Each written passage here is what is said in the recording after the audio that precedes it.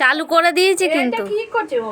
চালু কিন্তু করে দিয়েছি। নমস্কার বন্ধুরা, আমি গাছের গল্প থেকে চন্দনা বলছি। আমি আজকে গাছে কি করে সার দিতে হয় সেটাই দেখাবো। আমি 7 দিন আগে গাছের খোল ভিজিয়ে রেখেছিলাম, 250 মতো খোল ভিজিয়ে রেখেছিলাম। রেখে আমি এখন 2 লিটার জলের মধ্যে সেই খোলটাকে ভিজিয়ে আমি গাছের মধ্যে দিচ্ছি।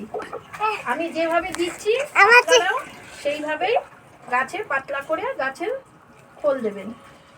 দেখুন আমি কিভাবে দিচ্ছি। বেশি ঘন করে দিলে গাছ কিন্তু মরে যাবে। আর গাছে যখন খোল দেবেন তখন গোড়াটা যেন শুকনো থাকে, তারপরে আপনারা খোল দেবেন, জল দেবেন।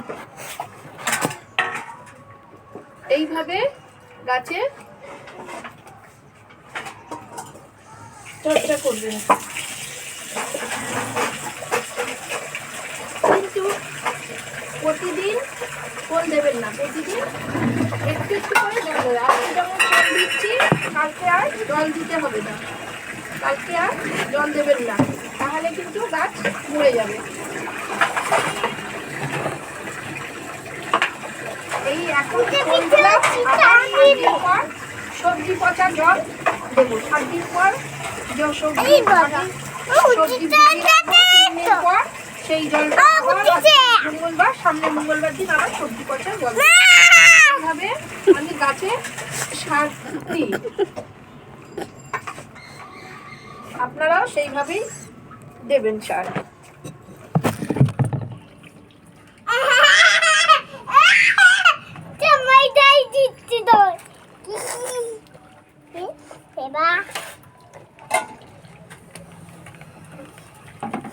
আমি কিন্তু কোনো রাসায়নিক সার দিই না, আমি সব জৈব সারেই গাছ করি। গাছের গোবরের সঙ্গে মাটি মিশিয়ে তারপরে গাছ বসিয়েছি। গাছগুলো দেখুন আমার কত বড় হয়ে গেছে, 15 দিন এই গাছ আমার অনেক বড় হয়ে গেছে।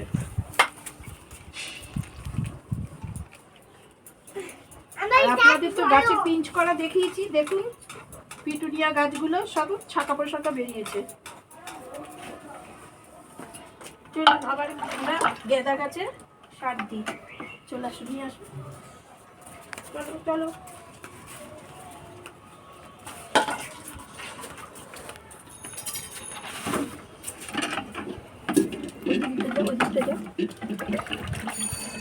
গেঁদা গাছেও শুকিয়েছে, আমি গেঁদা গাছেও সার দিচ্ছি। যখনই সার দেবেন একটু জলটাকে নাড়িয়ে নাড়িয়ে গাছের গোড়াতে সার দেবেন। এইভাবে গাছ আস্তে আস্তে বড় হবে। বড় হলে তারপরে ফুল ফুটবে, ফুল ফুটলে আপনাদের আমি আবার দেখাবো। এইভাবেই গাছে আপনারা সার দেবেন। আপনাদের যদি আমার ভিডিওটা ভালো লাগে সবাই সাবস্ক্রাইব করে দেবেন, বেল আইকনটা টিপে দেবেন। আপনাদের সহযোগিতা একান্ত কাম্য করি বলে আমি আমার ভিডিওটা শেষ করছি। তোমার অফ করে